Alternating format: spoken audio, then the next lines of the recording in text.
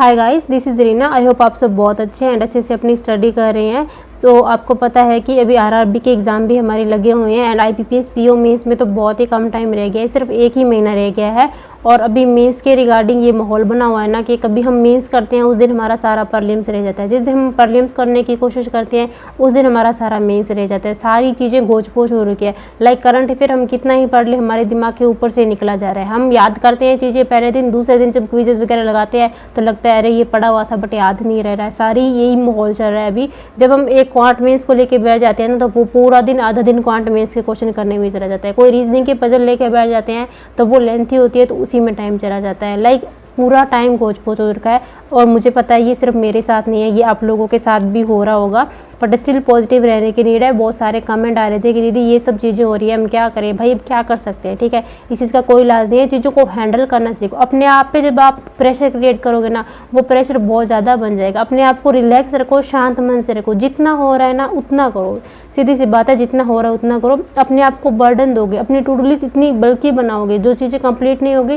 Then फिर आप demotivate हो जाओगे। तो इन चीज़ों को प्लीज़ अवॉइड कीजिए। मैं तो आपको यही कहूँगी जितना हो सकता है अपने आप को रिलैक्स कीजिए। अगर आप एक चीज़ में ज़्यादा टाइम दे रहे हो तो सीधी सी बात है दूसरी चीज़ में कम टाइम लगेगा। ये सिर्फ आपको या मेरे को नहीं लग रहा है, ये चीज़ें सबके साथ ही हो रही है।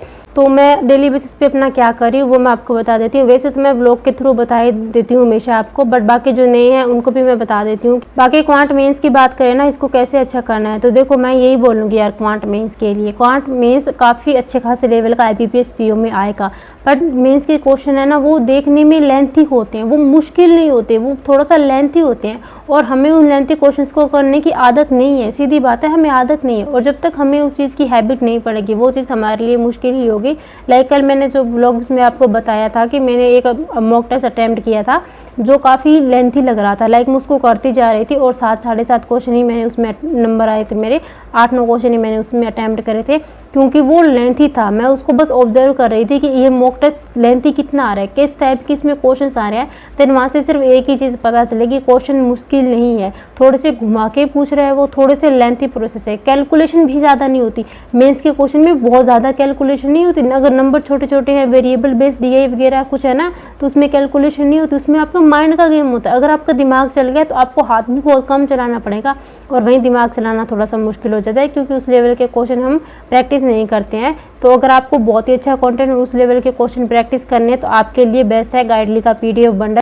एंड अगर आप गाइडली का पूरा super plan all in one package में लेना चाहती हो तो वो आपको ओनली 1999 में मिलेगा। अगर आप मेरा कोड रीना12 लगाओगे तो आपको एक्स्ट्रा 12% का डिस्काउंट भी मिल जाएगा, जिसमें आपको 6 मंथ की वैलिडिटी के साथ में आपको कंप्लीट क्लासेस भी मिल जाएगी हर एक टीचर की, और इसके थ्रू आपको मॉक टेस्ट भी मिल जाएंगे। अगर आपको इसमें पूरा पीडीएफ बंडल चाहिए तो वो भी मिल जाएगा, सीए का रिगार्डिंग हो, चाहे वो इंग्लिश हो, क्वांट हो, चाहे वो रीजनिंग हो, हर टाइप का हो। तो अगर आप चाहो तो इसका ले सकते हो, लिंक आपको डिस्क्रिप्शन बॉक्स में मिल जाएगा। बाकी दूसरी रीजनिंग की बात करें तो रीजनिंग में भी यही सिनेरियो, जब तक हम अच्छे लेवल के क्वेश्चन प्रैक्टिस नहीं करेंगे ना हमारा रीजनिंग अच्छा नहीं होगा, ठीक है।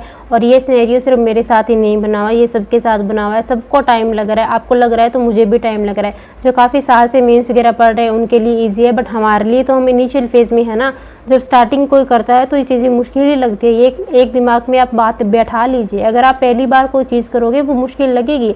जब उसको डेली आप करते जाओगे, अल्टरनेटिव डेज पे करते जाओगे, धीरे धीरे उसमें कमांड बनेगी, देन वो फिर हैबिट में आ जाएगी ना, फिर वो इतना मुश्किल नहीं लगेगी। कोई न्यू चीज़ हमारे सामने आती है, 1-2 दिन हमें उसका शौक होता है, नहीं है उसको निहारते हैं, देन वो पुरानी हो जाती है तो ठीक है, क्या है पुरानी है, पड़ी है, हमारे पास ही रहेगी। बस वही वाला चीज़ है, स्टार्टिंग में करेंगे तो बहुत अजीब लगता है, मुश्किल लगता है करना, करें ना करें, देन जब धीरे धीरे करते जाओगे तो वो चीज़ें अपने आप आपके फेवर में हो जाएगी। और थोड़ी थोड़ी चीज़ों का ध्यान ही रखना होता है मेंस में। मेरा करंट अफेयर के रिगार्डिंग मेरा क्या सिस्टम रहने वाला है, करंट अफेयर को आपको पता है कि सीधी सी बात है, मैंने अपने नोट्स बनाए हुए हैं करंट अफेयर के लिए और मैं उन्हीं से रिवाइज करती हूँ।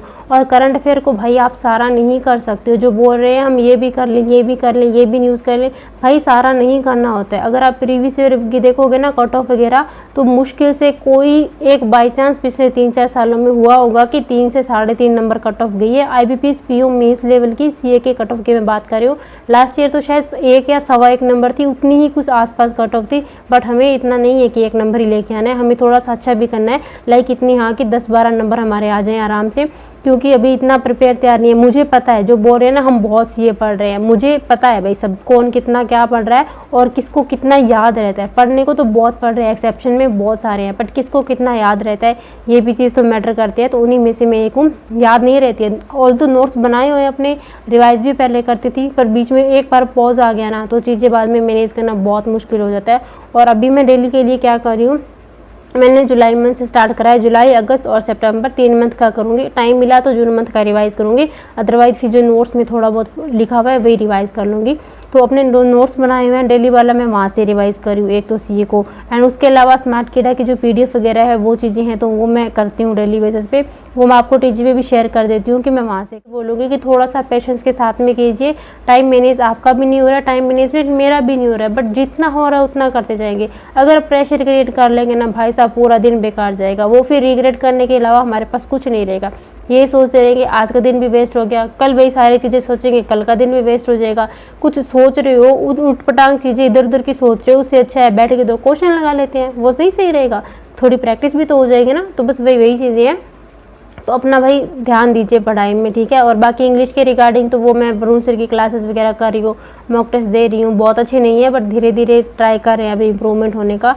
तो यही सिनेरियो बना हुआ है। तो यही कहना चाहती हूँ, जिनके भी कमेंट आए थे कि दीदी में काफ़ी प्रॉब्लम हो रही है, हमें समझ नहीं आ रहा है क्या करें, अपने आप को शांत रखिए, कामनेस के साथ काम कीजिए और अपनी मेंटल हेल्थ को स्ट्रॉन्ग रखिए। थोड़ा सा मेडिटेशन कीजिए, जो खुद नहीं करती हूँ आप लोगों को बताती हूँ, कभी कभी कर लेती हूँ यार, ऐसा नहीं है कभी नहीं करती हूँ। तो थोड़ा सा काम शांति के साथ करेंगे तो ऑब्वियस सी बात है सारी चीज़ें अपने आप होती चली जाएगी। बाकी अपने आप पे भरोसा रखें, be positive. Thank you so much.